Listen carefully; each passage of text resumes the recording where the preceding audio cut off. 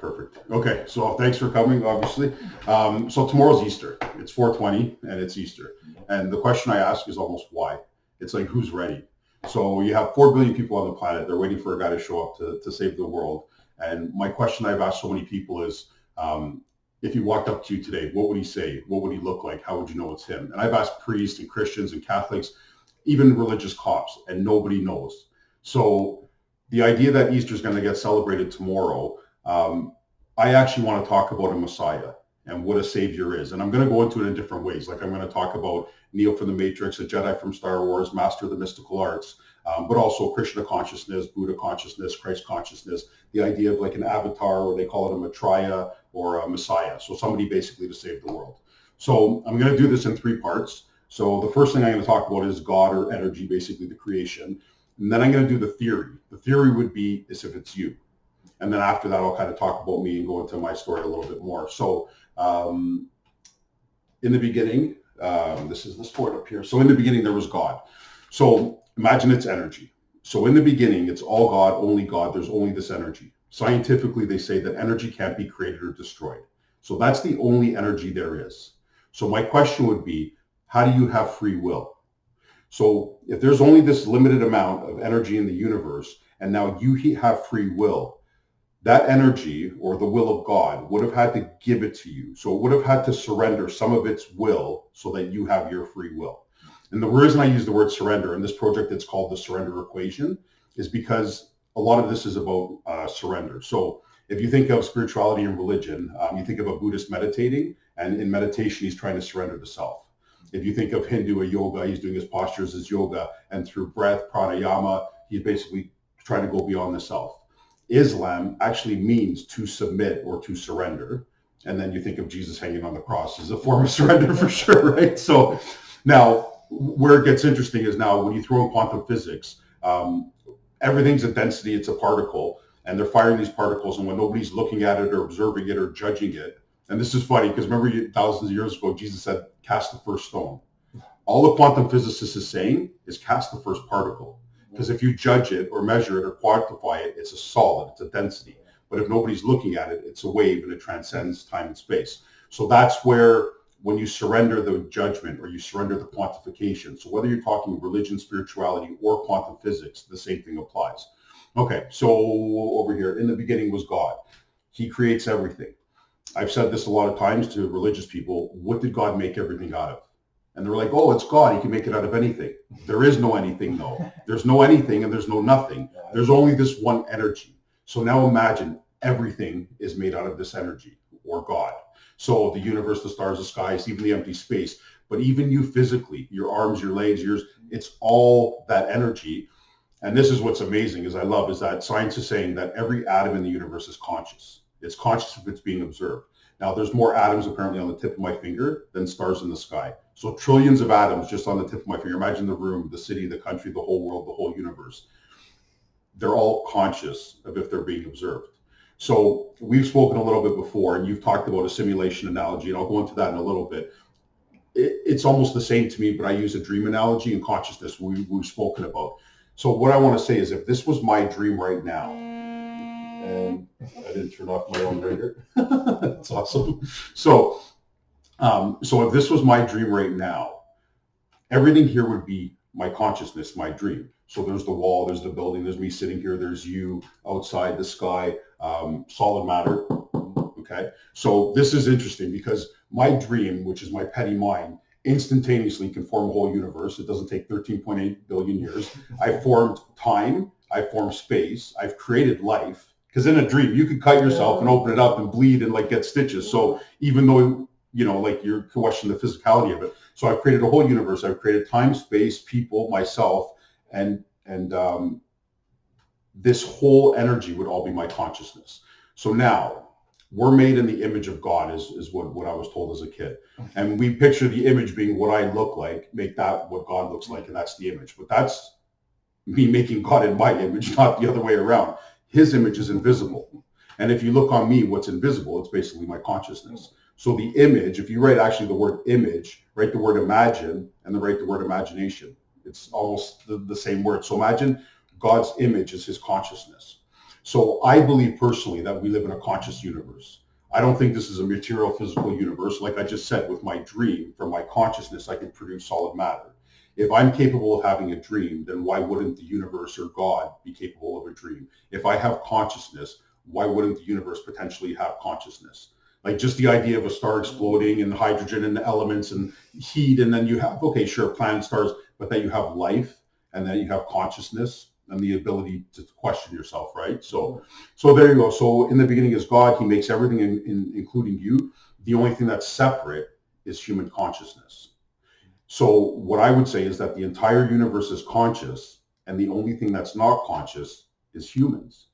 So Albert Einstein, he had a quote, excuse me, and it said, "You can't solve a problem on the same level of thinking that it was created on." So I'm not dismissing your thought. I'm actually dismissing all thought, because all thought is measuring and quantifying, and it's almost a fragment of the whole, right? So in the beginning, so you have God creates everything, and then there's me and you being born. And then now we've started moving through time. So you can see us moving through time, and you see that the splicing there. So how would I explain this is that, imagine that this is God. So this is the eternal now. So that's God. Now it takes you time to hear that. It takes you time to see it. And then it takes you time to react, either emotionally or intellectually. So there's God, and there's you in your dimension of time. And then that just keeps repeating itself. But that also shows you how close you are to kind of that infinite eternal energy. Is it's just literally, it's not even a second away. It's actually a fraction of a second. The only thing that's actually standing in your way is your mind, your ego, or your thought. So basically, we live through our ego. We live through the filter of time. So right now, say I die. So right now, physically, I die. My relationship with time would end, but yours would continue. And vice versa. If you were to pass right now, your relationship with time would end, mine wouldn't. So this is where the spirituality comes in. So if you go so deep within and you meditate, do yoga, whatever practice you choose, and you let go or surrender yourself, you dissolve yourself, it's called dying within. So you don't physically die. There's no physical harm to you, but your ego basically disappears. So you die within. And when you die within, you also end your relationship with time. So that's where your Buddha, your Krishna, your Jesus comes in, right? Because basically you would dissolve yourself, so you would die. And because your physical body already belongs to God and the universe, your ego is the only thing that really belongs to you. So you would go so deep within that if you surrendered the self, you would reconnect to that. So that's basically that there is starting to move through time. And then we basically lose our our relationship with the eternal, the infinite, and we're just locked within this relationship of time. So going back to the dream analogy really quick is, if this is all consciousness and this is all God's consciousness, what the idea of a Messiah is one of us waking up. So I think I might have told you the story. I'll kind of make it more PG because it's a little funny of a story. But I told you years ago, my buddy says, if you see your hands in your dream, you can control your dream. And we tried for months to dream about our hands and couldn't make it happen. But like 6 months later, I'm walking and my arms happen to be swinging. And I saw my hands in my dream, put them behind my back. I brought them around. I'm like, okay, I should be able to control my dream. Long story short is I made whatever I wanted happen. But the first thing I wanted to do was play hockey and win the Stanley Cup. But I knew I was awake because within my dream, I was asking myself, what time is it outside my dream? Is it 4 o'clock in the morning and I have time to do this? Or is it 7:29, my alarm is about to go off and I'm going to be woken up? So I'm like, okay, I just picked something simple, made it happen, manifested it, perfect. But when I woke up, what I realized is our dreams are all energy and we're all energy. And this whole universe is energy and potentially the same energy. So if I can wake up in my dream, why can't I wake up in the real world? Okay. So I'm going to finish up with a little bit about God, and then I'll go into you a little bit. So a couple things is God can't choose evil. And a lot of people say, why doesn't God do anything? Like, look at all the pain, look at all the suffering, and why is he? He can't. He doesn't exist within this dimension of time. So God is all the things that are eternal, infinite, and timeless. And it's funny that none of those things can be counted, measured, or quantified. So when you come to your quantum physics, everything in our dimension, we can quantify. I'm hot, I'm cold, I'm happy, I'm sad, up, down, left, right, me, you, here, there. And then we go into the personal stuff, me, mine, I, and everything can be measured and quantified.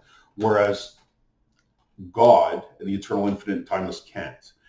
That's why it can only be expressed through oneness. Because if you have two things, you can count and start measuring. So God is oneness, eternal, infinite, and timeless. And that's the kind of the picture up there. And out of that oneness comes us. So now we're two-ness or duality. Okay, so obviously when you die, you go back. If you die within, though, instead of going back, imagine it comes into you. So there's a couple cool quotes. One is, "Be still and know that I am." That's God. And this one I really like is, "To the mind that is still, the whole universe surrenders."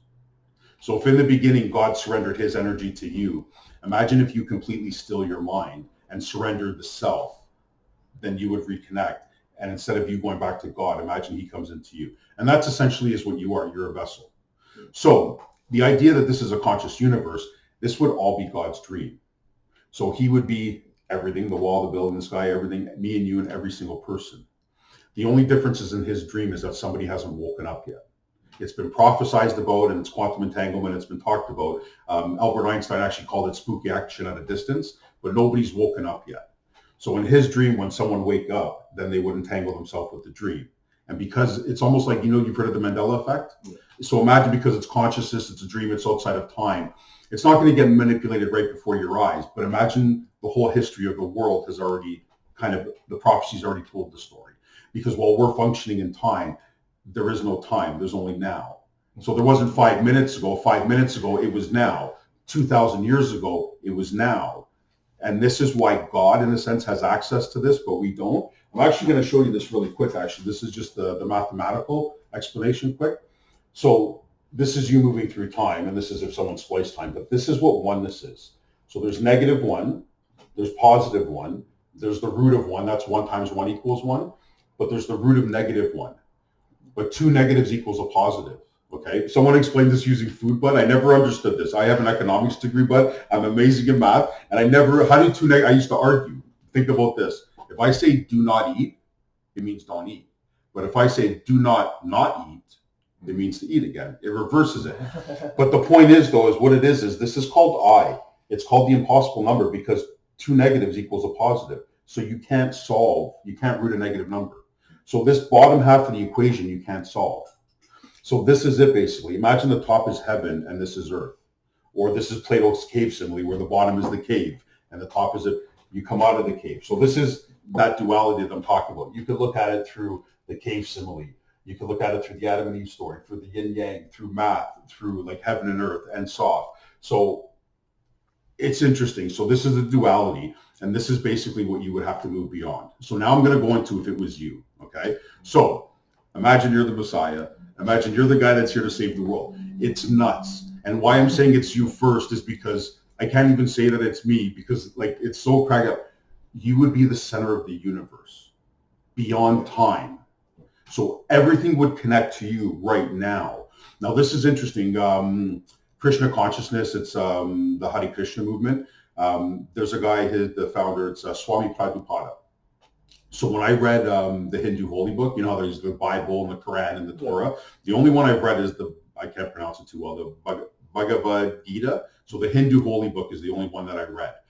And he translated it and he had the introduction. And what he said in the introduction is this is a holy book, like the Bible, the Torah, it's holy scripture. It's not bound by time. It's like a magical book. It's divine. So what he said is what was happening 5,000 years ago could be happening today because it's all now. It's all this eternal now. So imagine that all the stories would collapse on you. So the idea of the Alpha and the Omega, the beginning and the end, the father and the son, or the mother and the daughter, but in your case, say father, the son, you're the beginning and the end. Imagine that this universe didn't get created until we knew that you were going to save it. I know it's crazy, but this is literally what we're talking about because this is what a prophecy is. Yeah. This is what quantum entanglement is. This is the spooky action at a distance. Albert Einstein talked about it. So basically, if this is a dream, imagine, okay, so God created the world in 6 days and the 7th day he's rested. Imagine he's actually sleeping, like literally God's sleeping right now. And this is his dream. If it woke up right now, would you call this a dream or a nightmare? It's a nightmare, okay? You look at the pain, the suffering, the war, the tragedy, everything going on in the world, the greed, the corruption, and imagine if he wakes up to this. We're going to end it ourselves, whether it's nuclear war, whatever, but it ends. But imagine if we fix it and one of us wakes up. It could be all of us waking up because, you know, I have all these hippie new age friends. They talk about oneness, we're all one. I'm like, okay, that's perfect. We are. But we're not all holding hands singing Kumbaya right now and saving the world. I said it's all of us, but it can also be a singularity, which means it's one of us. And they always get mad and they're like, oh, that's ego. That's your ego talking. No, it's actually a mathematical certainty. It's not my ego talking. It's actually their ego talking when they dispute what I'm saying. Because what I'm saying is factual. If it's all one, then it could be a singularity. Now, the point being is, yeah, it could be 2 of us or 5 of us or a billion of us. But what they don't understand is this energy is so powerful that it only has to be one of us. So yes, we've had prophets and gurus and messiahs and everything else. But you have to remember, like Buddha and Krishna and Confucius and even Jesus, Lao Tzu, all these people, they never had all of each other. They never had the internet. So there was one and the other and this, that. But imagine one of them, even Buddha, imagine him coming now and having access to everything. You understand what I'm saying? So this is a cool little side point. People say Jesus is going to come in the clouds. And I've asked Christians and Catholics, I'm like, do you actually believe that he's going to come in the clouds? And don't worry about the beeping, that's cool. It's not bothering me at all. So I asked them, do you actually think he's going to come in the clouds? No, I appreciate you being here because it's making it real. It's easier to talk to you than a cab. So I say, and they're like, yeah, they actually believe he's going to come in the clouds. And I'm like, okay, do you know the internet? And they're like, well, yeah. Where do we store our data? And they're like, and then they're like, oh shit, in the clouds. So what it is imagine he comes and goes viral and he comes in the clouds. So this is part of, it's okay, don't worry, but this is part of kind of what I'm saying is, imagine the story from 2,000 years ago has to be filtered through today. Because remember I just said there's not really 2,000 years ago. There's only this eternal moment. So now filter the story through today. And that's kind of what I'm getting at. So I gave you this analogy the other day, and I'm going to go into duality a bit. But if you imagine that it just snowed right now, and everything's white, it's just fresh snow, so everything's a blanket of white. Now, those 3D glasses where they're colored, imagine I have the blue ones on, you have the red ones on, someone else has yellow, green, purple, and we all have a different filter on, but we're not aware. So I see the world blue, you see it red, they see it yellow, they see it green. And imagine through history, we're fighting, our families are fighting, and there's war and all this, everything's going on. And that's the state of the world right now. But imagine in 1 second, we're mortal enemies and we're like, we hate each other. But imagine all of a sudden, both of our glasses or our filters fall off. And all of a sudden I realize the world's not blue and you realize it's not red. And at the same time, we both realize that it's white. The next time we look at each other, it's going to be different because now I know the truth and now you know the truth. And it's dispelled the darkness or the colors or the illusion. And that's basically what has to happen right now is, yeah, people go to church and they pray and they talk about it, but nobody's actually ready for that truth. So the different forms of duality really quickly, like there's Plato's cave simile where everyone's in a cave. We've all been in the cave our whole lives. We've never seen light. We're in the darkness. And imagine they pull you out of the cave. Light, but when they turn on the light in the morning, your eyes are burning. Imagine, 30, 40 years in darkness, the sun, your eyes would be searing. They'd be burning. You'd be in pain. You'd be covering your eyes. You wouldn't be able to see. You'd be terrified. You'd want to run back into the cave to what you know. But if they forced you out of the cave and almost like staked you or chained you outside the cave, after a few days or a week, your eyes would stop burning. Your eyes would become accustomed to the light. You'd see the sun, the trees, the birds, and you would see a sun hitting a tree and casting a shadow. Inside the cave, everything's about the shadows, and that's what means everything. But now you would see how meaningless the shadows are. You would see through the illusion or through the matrix, and you'd come out of the darkness or out of the ignorance into the light. But the point is what if they took you and they put you back in the cave? Now, you would want to lead humanity out of the cave and you've seen the light. You're not ignorant and you'd want to tell them. They'd laugh at you. They think you were crazy. They think you were insane. They'd say, oh, something happened to them outside. You got probed or something outside of the cave, right? So they're going to mock you. They're going to make fun of you. They might even kill you. If you start making sense and if you start threatening the shadows and their politics and their bureaucracy, they would kill you or lock you up, type of thing. But that's the whole point is imagine I actually saw the whole world as the cave. And then sometimes like a Buddha or Krishna or Confucius comes and shows us the light. But that's the whole point is that the whole world is in the darkness. So I'll jump here quick. So this is the yin yang symbol. You're familiar with this. They've actually, quantum physics has entangled two particles, and this is what it looks like. It's literally the picture, and it looks like the yin yang symbol. So what I'm going to say, though, is instead of two particles, imagine this a conscious universe. So imagine one of them is your consciousness, and then imagine that the other one's God. So this is, again, the Father, Son, Alpha, Omega, beginning and the end. So my kind of story proposition is the world's in darkness. We can see that with all the pain and suffering. So one of us has to delve into the darkness. And a lot of times people think like the occult and like killing and murder and all this dark stuff. but it's the darkness within. In the superhero movies, the quantum realm is going within yourself, right? And if you go deep enough, you can touch on the eternal, infinite, timeless, which is the quantum. So what has to happen is one of us actually has to delve into the darkness and find the light and then kind of bring the light back. And that's basically everyone thinking this is religion and this is spirituality. This is quantum physics. One of us has to entangle ourselves. Okay. So I'm going to bring East and West together because when I finished talking a second about you, the last time I did this to you, but a siren went off in the middle of my presentation. My buddy's like, and I was at a different location. My buddy's like, where the heck do you live? You got sirens blasting. So anyway, so one of us would have to entangle ourselves. So there's the Western story. Maybe they're coming to me during the presentation. They're ready to come lock me up. Okay, so you know, like the Western story is like God and angels and the devil and all that stuff, right? The Eastern story, they talk about the chakras, which are the energy centers. So there's the crown chakra, then there's the root. There's basically 7 chakras. I'm going to bring those 2 stories together, kind of like with the clouds, like in the clouds and so forth. So what you have is the crown chakra. That's the only one that's outside of your body, which is interesting, which would represent God. Now, the biblical story is there's the fall. So now imagine the fall. So God's energy falls and it goes down to the red, which is the root chakra. And that's hell. Satan, the red represents hell. It's the root chakra. Okay, so then the devil, he's born into the world. So Satan is born into the world as the devil. And that's the second chakra, which is the sacral one. It's the sexual chakra. The devil wants money, power, and sexuality and stuff like that. And then the third chakra is about friendship. And think of that as Lucifer. Now, everyone thinks, I mentioned this a second ago, is Lucifer's evil and dark, but he's known as the bringer of light or the bringer of dawn. Now, the heart chakra would be you or me or Jesus as in the man. Now, then imagine he becomes enlightened and he goes from Jesus to Christ, which means anointed one, or Buddha means awakened one. That's the throat chakra, because Jesus, now being Christ, would speak the word of God.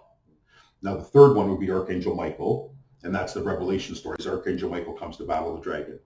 Now, all this is imagine like it's metaphoric. I know religious people see it, and I'm not saying it's not real, but take it metaphorically and imagine it's just your journey within yourself. It's you going into the cave and coming out of the cave, or you going into the darkness and illuminating it and coming out. Okay, so back to the Messiah story. If it was you being the center of the universe, you're everything. So this is like conspiracy stuff. When they talk about a new world order, it's you. When they talk about the Great Reset, that's you.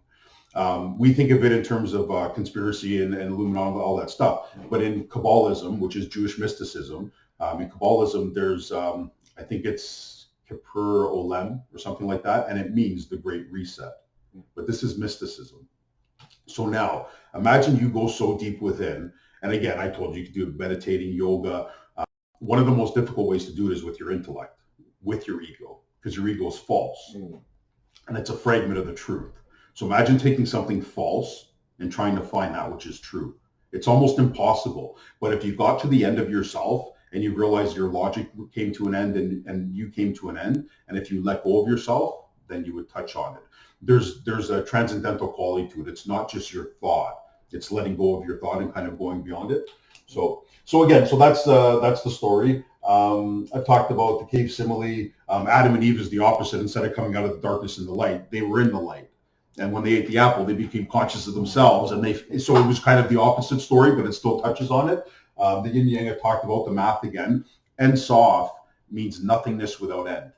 And when you look into quantum physics, the deeper they go into the material, down from like your, into your atoms and then your, whatever quark strings and all the stuff, you're down to nothingness. The world is built on phantom energy. So if it's built on phantom energy, what else is built on phantom energy? Your dream. Okay. So that's where I'm set, that this isn't like a material universe. So really quickly, the Mayan calendar, I'm going to go for about 5 more minutes and then we'll take a break from it. But so the Mayan calendar, you know how it ended in 2012? Yeah. So the way it was explained to me, just so it's not all the religion and sciences, imagine like a staircase. So what used to take billions of years to form, like the first hydrogen atom or whatever, like a fungi, whatever it took, whatever used to take billions of years to form, started taking hundreds of millions of years. And then what was taking hundreds of millions of years to form started taking millions of years. And then what was taking millions, hundreds of thousands, and then you're to years, months, weeks, days, minutes, hours, minutes, seconds. And we're at a point now where John Lennon wrote a song called Instant Karma. It's not just karma. It's instant karma. So you have the Mayan calendar come to the end. You have the biblical prophecy of the return of Christ. You have the doomsday clock. What I'm saying is, I think we're on the seventh day, and God's about to wake up, and we're still fucking this thing up. Like, seriously, right? So, and that's where everything's pointing to this time, and it's pointing, it would be to you, because you're the person who has to wake up. So now the idea would be is that you're here within time, but imagine you splice time, or you became enlightened and the whole universe entangled itself, and it left you clues from your life, your history, your whole thing. So you don't remember who you are. None of us do, but that's the idea. And then you would start seeing the clues and waking up and be like, holy shit. So now I'm going to jump over to me for a few minutes and explain it. I'm not saying I'm Christ in the sense that I'm enlightened, pray to me, give me your money, that kind of thing. What I'm saying is I've searched for truth for 30 years. And I'm just going to ramble for a couple seconds. The things that I've studied. So yes, I've gone through the world religions. So Christianity, Islam, Judaism, Sufism, Buddhism, Hinduism. But that was the Baha'i faith, Zoroastrianism, shamanism, Wicca. I've studied them all. More specifically than the religions, it was the people. Who were the people behind, like the masters, not the priests and the people who told us, the actual guys that touched on oneness. So your Jesus and your Buddha and your Krishna, the Prophet Muhammad, peace be upon him. But Mahavira, Buddha, Guru Nanak, Confucius, Lao Tzu, all these masters that have studied truth. And I've read about 2,000 books. So imagine I found truth 1,000 different ways. I'm not better than you. I'm not perfect. It has nothing to do with that. But imagine I search for truth, and imagine finding it 1,000 different ways. Now, the difference between my story now and your story, became enlightened. I didn't become enlightened. I actually went crazy. Okay. So, I'm going to show you this. I'll show it to you after anyway. So in the year 2000, I had a drug-induced psychosis. So I was just smoking weed oil. I thought it was just weed. That's all, that's all I was doing. I didn't know that it was processed.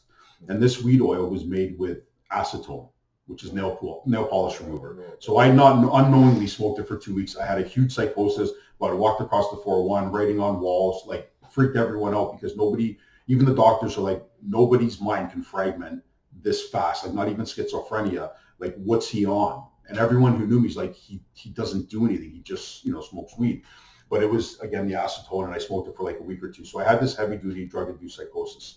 Now, the reason I'm going to explain this to you is because imagine Buddha, he meditates and he goes so deep that he lets go or he surrenders his mind. A crazy person loses their mind. They're both out of their mind. Okay, I know it's funny, but when you think about it, because everything in your mind is you quantifying and judging and reacting, so it's all your thought. So when Buddha surrenders his mind, he touches on that stillness, which is that quantum physics, and the particle, the ego turns into a wave. When you go crazy and you're out of your mind, they're both out of their mind. So there's not duality. The enlightened person, he's in stillness, so he's not quantifying the universe. The crazy person isn't quantifying it correctly. So imagine it's like literally like a frequency. So if you dial the wrong phone number, it doesn't get through. So that frequency is off. So what I'm saying is the enlightened person can kind of like see heaven and communicate, and there's like prophecy and different things like that. You see a crazy person on the corner talking to himself, not making sense or whatever. So they're out of their mind. Imagine heaven, that they can't see heaven. But imagine because they're out of their mind, heaven can see them. Does it kind of make sense? So if you're enlightened, you'd have a two-way connection with that stillness. If you're out of your mind, you're not connecting because you're not making sense of it per se. But imagine that heaven can glimpse you because you're a singularity. You're out of your mind. So in the year 2000, January of 2000 is when I had this psychosis. That was Y2K. So when everyone thought the computers were going to crash, it was literally my mind. And it sounds comical, but imagine you're the Messiah and your mind is literally the centerpiece of the universe. So that would be huge, right? Yeah. The thing is I never would have gone this far because this stuff is nuts. Like what I'm talking about is almost... It can drive you crazy. Yeah. So the psychosis actually showed me out of my mind. And then when I came back into my mind in a couple of weeks, it was fascinating. And that's where my spiritual journey really started to take off. And I started saying, like, where did I go? And who am I? And all the things that kind of vary in. So now imagine, so this is what's cool, is the Y2K and my psychosis in the year 2000. Easter's tomorrow. So they say Jesus was crucified on Friday. They go 3 days, Friday, Saturday, Sunday, and they celebrate Easter. They're talking about the Son of God in their estimation. There's a quote in the Bible, it's in Peter, it says, one day for God is like 1,000 years. So now, if you're the son of God, it's not 24 hours. So the first day was 1,000 years, second day is 2,000 years. A lot of people go, oh, the third day is 3,000 years, but you don't celebrate Easter at the end of Sunday night. It's the beginning of the third day.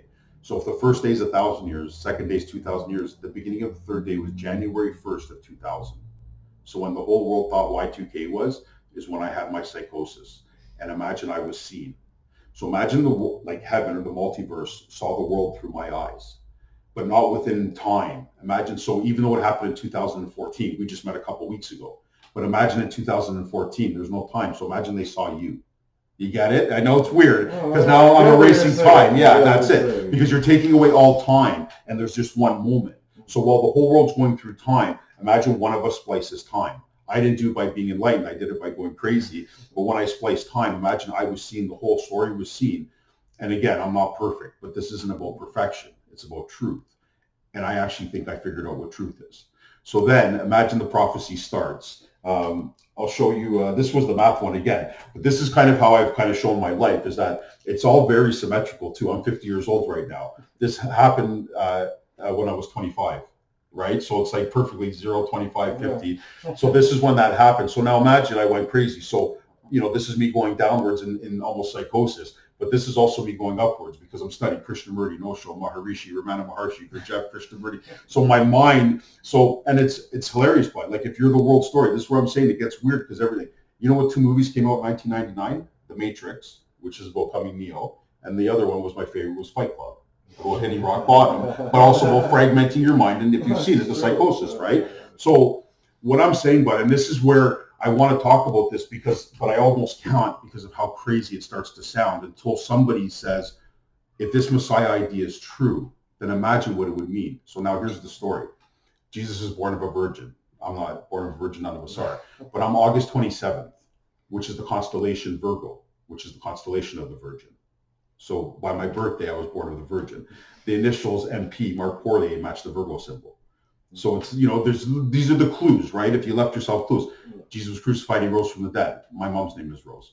So rose from the dead. But then there's a secret society, the Ancient Mystical Order of Rosicrucians. And it's funny, it's AMORC. If you move the A over it, it spells Mark, which is literally my name. But the A is in the zero, so it's the anarchy symbol. And that's kind of the light and the darkness.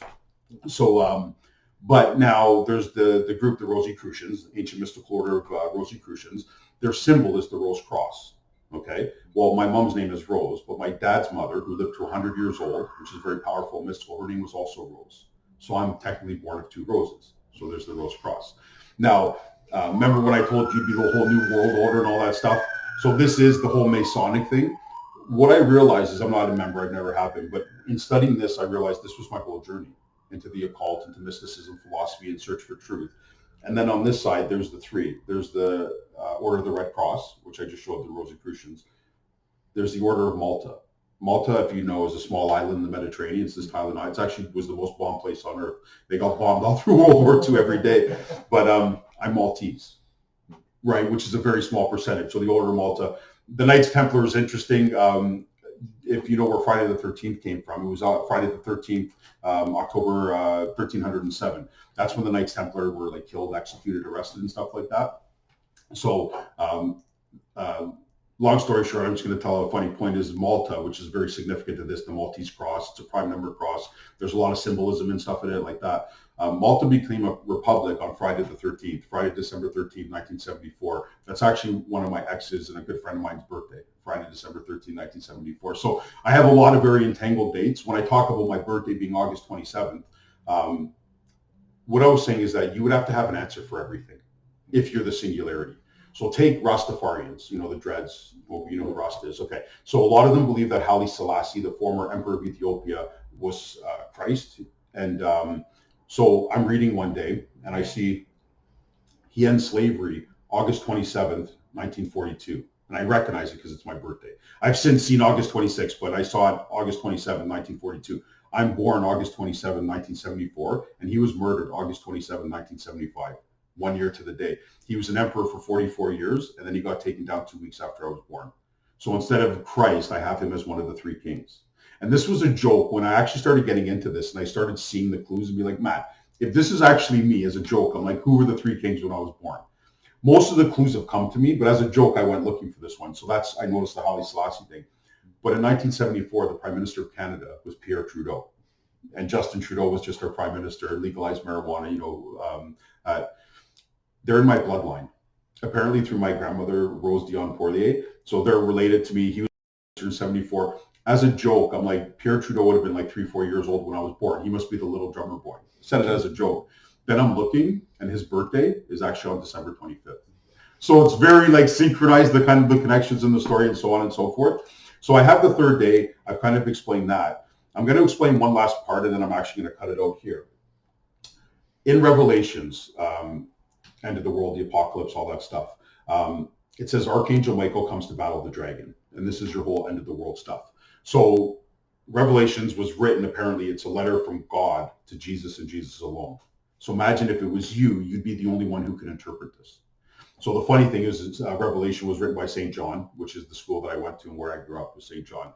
In the beginning, it says, I hate Nicolaitans, I hate Nicolaitans, I hate Nicolaitans. I laugh because my sister's name is Nicole. So I just kind of, but there's the part now. So Archangel Michael comes to battle the dragon. There's a red dragon. There's a 7-headed dragon. There's a pregnant woman from 3.5 years before that goes off to have the kid. There's the mark of the beast, the 666. Okay. And there's a couple Muslim prophecies that he's going to come east of Damascus and through an archway. So back to my thing here really quickly. In August of 2014, okay, I've had a lot of synchronicities happen in my life, like coincidences. I've never had anything paranormal. I've never seen anything. I don't hear voices in my life. God doesn't talk to me or anything like that. I don't hear voices. I haven't seen any angels, like nothing like that. Okay. I've had one paranormal experience my whole life. It was August of 2014. It was interesting because a month before I met a friend's girlfriend. And when she met me, you usually look in someone's eyes. She wasn't looking in my eyes. When she met me, she was looking over my head and she's like, holy shit. She's like, I know what's happening to you. She goes, you're downloading stuff. I'm like, okay. Like I played with my mind, so I didn't want to jump off the deep end. But a month later now, okay, I'm up north and I'm camping and I go to the small variety store. And long story short, these two ladies walk in. One was like native indigenous. The other one was Irish. You're Irish. She's hippie, long pigtails. She's about 50, blue eyes. She's very pretty. And she walks around the store, but she looks at me like 3 or 4 times very intently. I'm just waiting to pay for my stuff. And then she ends up coming and she's standing next to me with her friend. And I'm just talking to the cashier. I'm walking home. I had a 15-kilometer walk home. I was camping. And she's like, oh, we'll drive you home. And her friend looks at her kind of weird, like a strange man. And she's like, which way are you going? I'm like, I'm going that way 15 kilometers. She goes, well, we're going that way. She goes, but don't worry, we'll give you a ride home. And her friend looks at her again, like, what's going on? So we get in the car and the Irish girl, she introduced herself and she says, okay, Mark, I had to talk to you and like look in your eyes and make sure I felt safe first. She goes, what the heck's going on with you? And I'm like, I'm just buying milk, right? At the corner, right? Yeah. So she's like, Mark, she's like, I'm Irish. She's like, I'm a hippie energy Reiki master. She's like, I've seen energy my whole life. She's like, I walked in that store and she's like, you were letting off lightning bolts. She goes, you had lightning bolts streaming from your head. She goes, what was it? She says, it's more energy or light I've ever seen in my whole life. And she goes, there was no shadows. And like that really surprised. She goes, it was pure light. Now she looked at me, she goes, you're not grounded. She goes, like, I'm like bouncing, I'm like bouncing off walls like a rubber ball. Like it was a lot to contain, right? She goes, but what the heck? And then she goes, okay, well now that makes sense, kind of what you're talking about. So the interesting thing is one set I was downloading, the other one like I was uploading. In that month camping, I had a 700-page book, a yoga book called Vashita's Yoga. And in it, there's Rama, he's like a Hindu deity. And he's talking about how he ascended up into heaven. And he said, I saw the angels and the fairies and the deities and the gurus and the gods. He says, I saw everything, but they couldn't see me until I gave them permission. So that month I gave it permission, but I gave permission to whatever and this is the thing, bud, is I don't necessarily believe any of this stuff. I took it on philosophically with my mind and almost my imagination. But this is a quick point that I want to make is that if I said right now to you, if you won the lottery today, what kind of car would you buy tomorrow? And say, you love Lamborghini, whatever. You would answer. That's a hypothetical question. And you're giving me a hypothetical answer, but you're telling the truth. And that's the key, is even though it's hypothetical, if you're being honest, you would give me a truthful answer. And that's it. But now imagine you echo through eternity. And every truth that you ever thought or spoken, whether it was hypothetical, imaginary, or real, imagine they all entangle through eternity. because this is consciousness. So if you're the world story, your mind is the centerpiece for the whole universe. I'm not saying more important than God, but God is entangling to you. And now with prophets and gurus, it's almost they get a message and receive it. In that month, okay, when I gave permission, what I said is, I don't, and it's so arrogant and so rude, but I'm like, I don't want to hear what God has to say. I've been studying for 20, 30 years. I've read 2,000 books. I've lived at an ashram. I've done weeks in silence. I want to know if I'm right. I want him to hear what I think. So now you remember that girl said I was uploading? So in that month, it went almost, if this is true. But you have to remember, these are two strangers that I'd never spoken to before. And one comes out with a witness, and both had witnesses that I'm like, so it's not like I'm feeding for information or I'm reaching in and looking for stuff. Two strangers came up to me like, yo, what's going on, right? Like we're seeing stuff, you know? So anyway, so this all happens. I'm back at a place where my buddy opened a yoga, fitness, and martial arts studio, and I was managing it for a while. So now I'm back there at a friend's house. I leave. I stay there at night. At about 4 or 5 in the morning, their white schizophrenic nephew comes kicking in the door. Okay, so imagine you're sleeping on the couch and boom, boom, boom. Like this is a crazy story. But this is the funny thing is, I met Archangel Michael. Okay, so imagine Archangel Michael coming from heaven, which is oneness, coming into two-ness, and imagine splitting. So imagine the name Michael. In August of 2014, August 9th, 2014, there was a black gentleman in the States that was killed named Michael Brown in Fergus, Ohio. And there was all the rioting and all the like things. So imagine how much energy was centered there. Okay. Now remember what I said, when somebody goes out of their mind and they're crazy? Well, guess who came kicking in the door? So this is a black kid in the States named Michael Brown. The white 28-year-old white schizophrenic, his name was also Michael Brown. Okay. Now, he asked me a few questions and I can't remember all three. I remember the first one, but like this guy was blitzed, like, you know, going through a psychosis. His mind was fragmented. He's in my face and he asked me 3 questions. I only remember one, but like, imagine a 6'1", big schizophrenic, long hair, goatee guy. You'd either hit the guy or run. But I'm like, I was so fascinated that I literally stood there. He's like, are you a warrior of Christ? Are you a warrior of God? Jesus? And he's yelling in my face. So I'm just sitting there and I'm thinking of him, I'm like, well, a warrior for Christ. He's like the Prince of Peace. I'm like, yeah, sure. And he asked 2 more questions. I answered. He leaves. That's it. I walk down the stairs. I turn the corner and boom, this is where I had my one mystical experience. So it's almost like it wasn't a flash of light. It was darkness. But imagine a dinner side, like a dinner plate opening up in front of you, and it was darkness. I wish I would have had time to like look back and put my arm around it to see like the perception, but it was so urgent that it just happened so quickly. So I didn't get a chance to observe it the way I wanted. So it flashes before anything spoke, and it was pure darkness. I didn't think it or speak it, like it threw up. I'm like, holy shit, that's Archangel Michael. And it came from here. It wasn't me thinking it or saying it. And then there was the dialogue. I asked the question. I said, justice or peace? And he said that he's justice. And then I heard my voice say, I'm peace. And then the thing disappeared. So I won't go into that too much. But here's the thing is, remember the Revelations? Archangel Michael comes to battle the dragon. So I meet Archangel Michael. This was the yoga studio. It was called Dragon Fitness. So there's your dragon.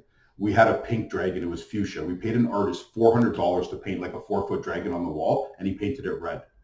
It's like, how can you get that wrong, right? So every morning, instead of I woke up, opened my bedroom door, fucking red dragon, instead of the pink one. So there's the dragon in the Revelation, the red dragon, 7-headed dragon. We hired a martial artist from the States. He was actually at UFC 3, 7 Dragons Martial Arts. So there's your 7-headed dragon. Our yoga teacher was a girl that I met 3.5 years before when she was pregnant, and she went off to have her kid, which is the pregnant woman. At that time, I went bankrupt. Last 3 digits of my credit card, 666. The mark of the beast. It's debt. It's enslaved humanity. Okay. The Muslim prophecy east of Damascus. The other yoga teacher, when we closed, she went 2 blocks west and opened up her own studio and called it Damascus. So this all happened east of Damascus. And it's in Toronto, the Junction Triangles where all the train tracks are. So everything is through an archway. Okay. So, and this is where people like, I'll lose people, but it's like, if it was you and if it was your consciousness, then it would be your whole story. So the quick finish to this is that Archangel Michael didn't come to see Jesus. He come to meet the dragon, which is the darkness, right? Yeah. But this is what I want to say. If your higher self is, say, Christ, then your lower self is the opposite, Antichrist. Yeah. And this is where everyone's waiting for this dark and all this stuff to happen. God's both. He's not good. You know what I mean? He's the totality of everything. So if you're here as the messenger of God, you would have to encompass the light and the dark. It doesn't mean you go around killing people. The darkness is the unknown, right? So there's the story. So imagine Archangel Michael comes to battle the dragon. It's the apocalypse. So what I'm saying is the end of the world, and the apocalypse means it's the revealing, revelations. It's to reveal. So now imagine that it's just revealing the story. So if it's you, and this is all consciousness, why do you think you're the Prince of Peace? Because you did it in your head. Imagine you fought good and evil, light and darkness, the battle between heaven and earth in your head philosophically. You go in light and you become Jesus. I went crazy. So what I'm saying is I haven't gotten there yet, but like a math problem, I think I figured out that it's me. You get it? So I think I'm trying to explain it because I still want to let go and go into the deep spiritual part, right? But it's like, I think that I've intellectual, like I think that all the clues, I don't know, you said you've seen the Twilight movies or you haven't? Okay, so the very last one, and this is basically it, and the last one is there's this huge amazing battle scene, but it's all a vision. You don't know that. You think it's all happening and everyone's fighting, and then the girl, like, she shows that it's all a vision. That's what I feel like's happened. Her name's Alice. It's like a joke, but I feel like Alice, where I think I've been shown the story, and I think I'm trying to explain it, and then I think I'm going to finish it. So this is basically the explanation. So Archangel Michael comes to battle the dragon, justice or peace. He says justice. My claim was peace, which is the Prince of Peace. And then imagine the whole story entangles itself. So it's going to sound nuts if I sit here and say, hey, I'm the devil, I'm Satan, I'm Lucifer, right? Like, it's crazy enough that I'm claiming to be Christ. I'll finish it with this. Joseph Campbell, Star Wars. When George Lucas did Star Wars, he talked to a guy named Joseph Campbell first. So Star Wars and The Matrix and those movies, they're a lot about Eastern philosophy, which is like mysticism and all that stuff. So George Lucas talked to Joseph Campbell. Joseph Campbell was a mystic, a philosopher, historian. He traveled the whole world. He went to all different cultures and creeds, and he basically wrote a book called Hero with a Thousand Faces. So he takes you through the hero journey. So everyone's a hero because we all have the kingdom or the universe inside of us. We're all, divine, right? So he takes you through the hero journey, but he takes you through 1,000 people. Hero with 1,000. So he takes you through Buddha, Jesus, Krishna, but he takes you through Superman, Batman, Thor, the Incredible Hulk, but even like Zeus and Hercules and mythology and different tribes and religions. And he takes you through 1,000 people. I don't even can't remember all of it, but maybe Martin Luther King and Mother Teresa. Like, he takes you through the whole hero journey. So imagine it's you. Imagine you create the singularity. Imagine you become the beginning, the end, the alpha, the omega of the whole universe. You've entangled yourself with everything. You're the hero with 1,000 faces. And because it's your consciousness, you're everything. So what I'm saying isn't that, oh, I'm the devil, I'm Satan, I'm some evil. But imagine I went into the darkness. Israel means to wrestle with God. It has nothing to do with a piece of land. I literally, I declared war because I knew my ego was false. I declared war on myself, my ego, and I declared war on God. And I'll leave it with this. Because Canada and the Roman Catholic Church, besides being circumcised, I always joke about this, but I'll be honest, I have no leg to stand on. If I wanted to present this, I'd have, and I know you're seeing the fun in that, the kickstand. I have no leg to stand on. But here's the thing is, and this is John Rambo, you drew first blood. I've been circumcised. I've been mutilated. The country of Canada and the Roman Catholic Church now has to hear my legal case, right? At the end of the day, because if a parent has a kid and they say, my religion says I can cut off this kid's arm, and in Canada they cut off the kid's arm, those parents are going to jail. Yeah. If my parents and the doctor were able to cut off the tip of my penis and they're not in jail, it's because the authority, power, and consent of Canada that was allowed. So literally, I'm telling you, bud, you take away time, and if you're the center of the universe, you're going back thousands of years, and Jews think that the covenant between Abraham and imagine circumcision is for one reason, and it would be so today, you actually can make a legal case because literally they drew first blood. You know what I'm saying? Like, it sounds so comical and ridiculous, but I've been put in a mental institution. I've been arrested unlawfully, and it's like nobody's waiting to hear this story. And you're literally, billions of people are going to celebrate Easter tomorrow, and this guy's supposed to come save the world, and nobody's ready. So I think I'm going to leave it at that, actually, but I think I went into quite a bit. I don't think I have any final parting points, but it's got to be one of us. And if the person came forward, we're going to shut them down, if not outright kill them. So that's my challenge to the world is, this is consciousness. It's a conscious universe. If one of us entangles, who's ready? and when you're standing in the way of the world healing itself and salvation and stuff like that. So it just reminded me, my final point is this idea of the Illuminati and the all-seeing eye and stuff like that. That would basically be it. You would have illuminated yourself. And I'm not claiming enlightenment, but I think with the psychosis, I think I opened my third eye. And I think because I'm seeing the clues that I've basically seen past time, and I've aligned basically the world story. So you have Virgo and the Virgin, the symbols match. My dad, Maurice Andre Poirier, I'm Marc-Andre Poirier. They both smell map, right? Map out heaven and earth. The roses, the Rose Cross. I have the beginning of the third day. I have a lot of other points, but there's the revelations. There's all the connecting points there in the clouds. And if you look at King of Heaven and Earth, almost imagine it like a chessboard. Even if you're one king, you can't win because the other king could be evil. You actually have to be both. And that's the holy book, the Hindu holy book, the Bhagavad Gita. It's the biggest war. It's like the war of the world. But the thing is, it's not good against evil. Imagine you have brothers and sisters on both sides, cousins, aunts and uncles. So imagine you have family and friends on both sides. So it's like confusing almost because it's this huge war. But instead of seeing it a war this way, imagine it's vertical. Imagine it's the war between heaven and earth. So imagine the reason why you have relatives and brothers, it's the ones of your ancestors.